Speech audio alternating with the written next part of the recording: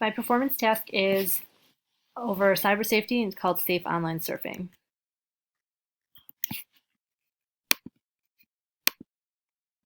The learners that my class encompasses is currently one class of 7th grade students between the ages of 12 and 13. About 70% of these students are Spanish speaking and come from Spanish speaking homes. About 65% of the students come from low income households and have little to no access to technology at home. And students have a wide range of skills and abilities on the computer that I see throughout the day. An overview of the performance task is split up into two parts. Part one, students will complete a partner read on a Got NetSmarts handout. After, they will participate in a game-based learning called FBI Cyber Safety Island. Following that, they will complete a cyber safety scenario questions in small groups. And then I will introduce the performance task, part two, with the creation of a cyber safety brochure to the students. The game-based performance task that the students are going to be using is through the FBI website called Safe Online Surfing Safety Island. The benefit to this is that it is interactive, so students get to go through, check out different levels, different lessons in their specific grade, which is 7th grade. And there's a variety of different activities in there. So for an example, if I go to the website, students are in the 7th grade section here.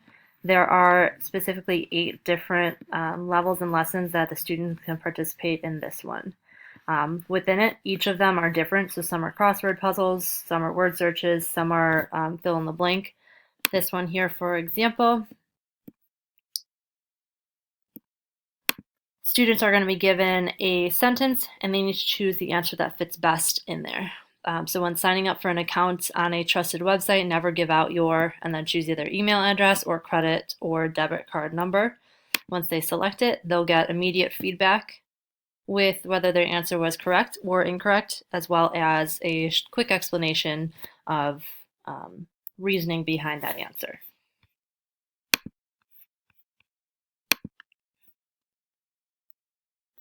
It's also good because students are able to move through each of the activities at their own pace. So a lot of the students move quicker than others, and others need a lot more time in order to read certain things, move around, and really understand what they're doing. So they have the ability to go at their own pace within this website. Students are then going to be put into small groups for discussion with one another and given a sheet with 4 different scenario questions. The reason that this is beneficial to them is that they're able to give constructive feedback to one another. Okay, within each of the questions and situations on here, students are able to freely share their thoughts and opinions on each subject and each topic in a way that they may not be able to if they're just reading it on their own.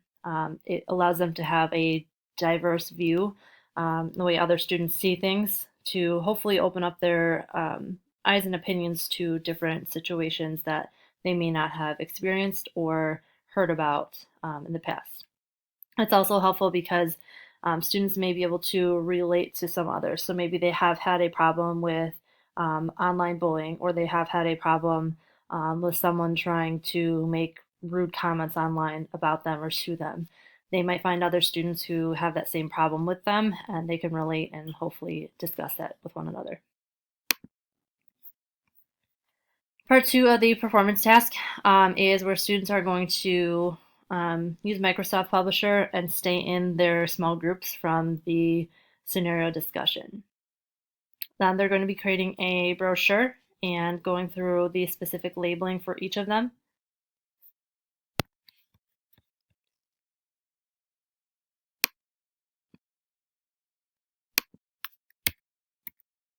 Sorry about that. Students are going to be able to make their own brochure in order to pass on important information that they have learned from each of the steps until this point over cyber safety and things that are important.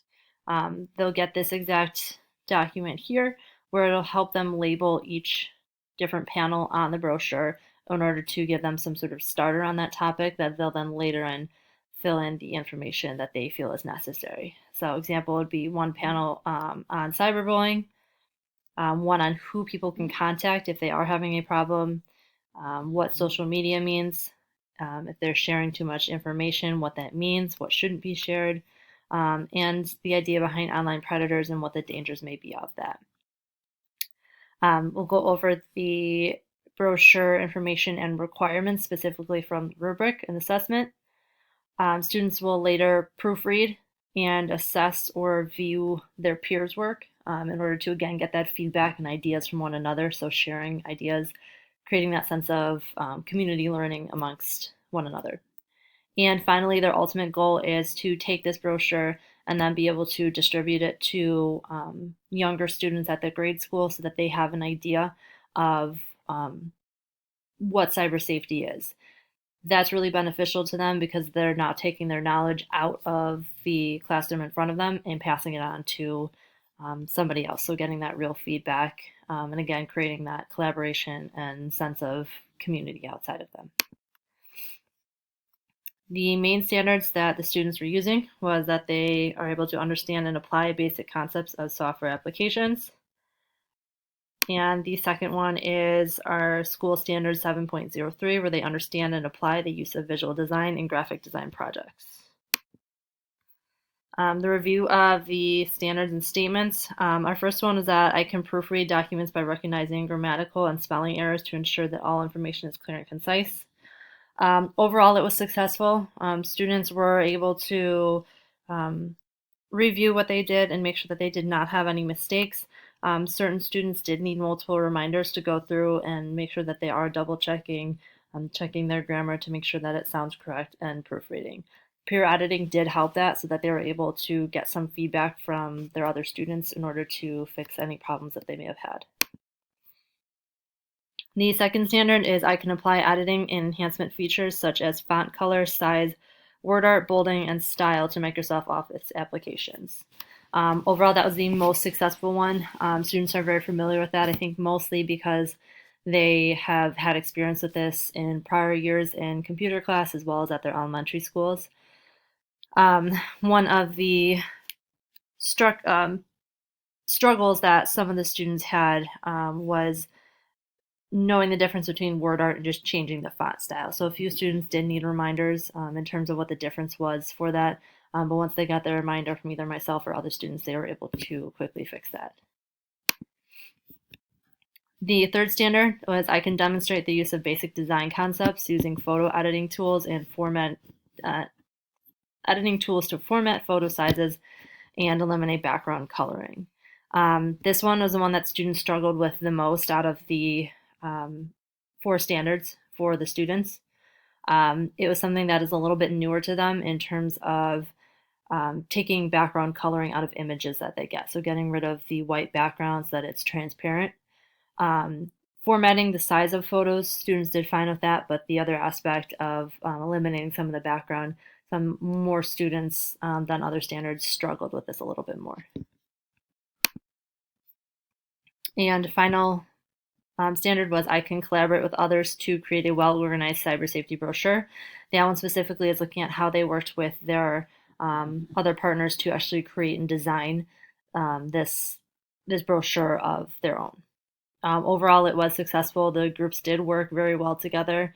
A lot of them exceeded the expectations in terms of making sure that it was formatted well and it was organized and all of their information was well organized and put in a logical manner inside of it. Overall, the main strengths of the performance task, I think, really was the fact that students had open communication with one another and they're able to freely share experiences that they may have had, stories they may have heard, and kind of talk each other through it. They had a lot of creativity and the ability to express, again, how they viewed things and how they saw things. And overall, that they were able to work together to see the end goal of saying, hey, I'm not just making this assignment to turn in, get a grade for it, and then toss it out. They're seeing they're making this to send to younger kids that they may have brothers or sisters in. So an open end goal that is obtainable.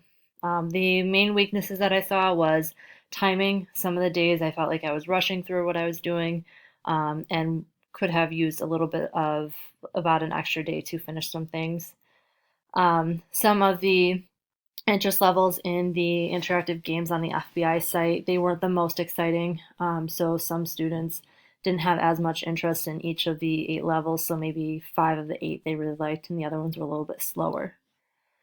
And the other one, final one, was their willingness to peer edit and revise other people's work. A lot of them just had a hard time going through and actually getting up and revising other people's work. They thought it was boring, didn't have too much of an interest in doing it, but overall, they went through, they did what they needed to do, and got their point across in terms of helping the other students better their assignment.